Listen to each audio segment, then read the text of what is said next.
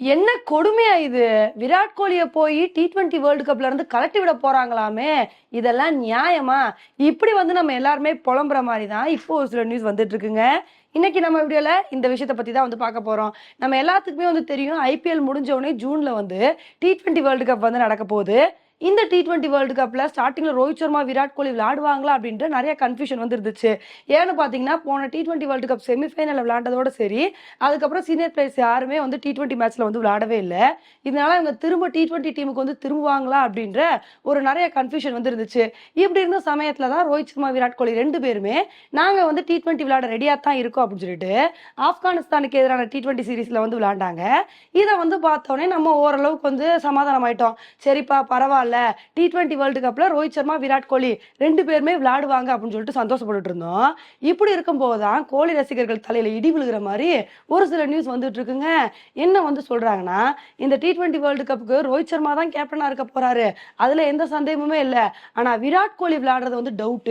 ஏன்னா விராட் கோலி விளையாடுற இன்னிங்ஸ் ஓடிஐக்கு வேணா ஒத்து வரும், T20க்கு செட் ஆகாது. அதனால இந்த T20 வேர்ல்டு கப்ல இருந்து விராட் கோலியை கலட்டி விடுறதுக்கான வாய்ப்புகள் நிறைய இருக்கு அப்படின்ற மாதிரி இந்த மாதிரி நியூஸ் வந்துட்டு இருக்குங்க.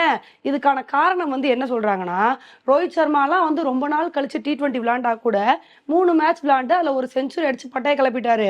ஆனா விராட் கோலியை பொறுத்த வரைக்கும் விளையாண்ட 2 மேட்ச்லயுமே அந்த அளவுக்கு ஒரு நல்ல பெர்ஃபார்மன்ஸே கொடுக்கவே இல்லை. ஒரு மேட்ச்ல கம்மியான ரன் எடுத்தாரு, ஒரு மேட்ச்ல டக் அவுட் ஆயிட்டாரு. சோ இந்த மாதிரி T20ல நல்ல இன்னிங்ஸ் கொடுக்கல. அதனால அவரை போடுறதுக்கு பதிலா நிறைய யங் பிளேயர்ஸ் இருக்காங்க. ரிங்கு சிங், திலக் வர்மான்னு சொல்லிட்டு எக்கச்சக்கமான பிளேயர்ஸ் இருக்காங்க.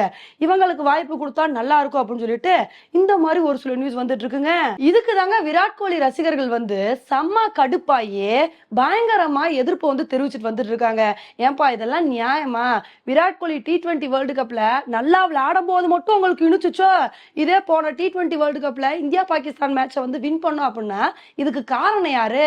விராட் கோலி அந்த அளவுக்கு ஒரு சூப்பரான இன்னிங்ஸ் கொடுத்தனால தானே.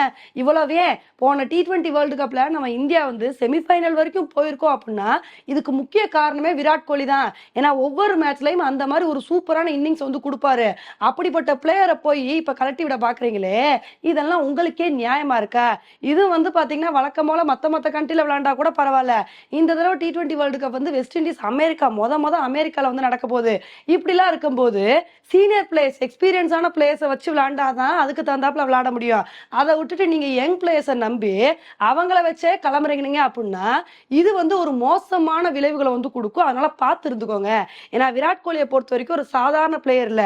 அவர் அந்தந்த சிச்சுவேஷனுக்கு தகுந்தாப்புல விளையாடுவாரு.